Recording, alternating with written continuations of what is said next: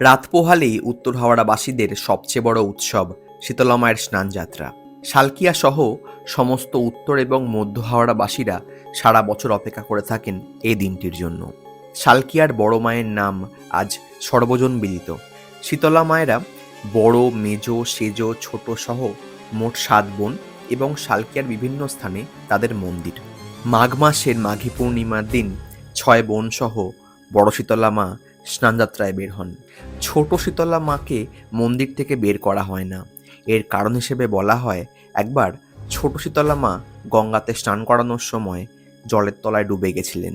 সেই থেকে তিনি মন্দিরেই থাকেন এবং বাকি 6 বোনকে এই বিশেষ দিনে ছোট বোনের সঙ্গে দেখা করানোর জন্য তার মন্দিরে আনা হয়। শীতলা মা হচ্ছেন মূলত গুটি বসন্তের দেবী এবং অঞ্চলভেদে বিভিন্ন স্থানে বিভিন্ন সময়ে শীতলা মায়ের পুজো করা হয়।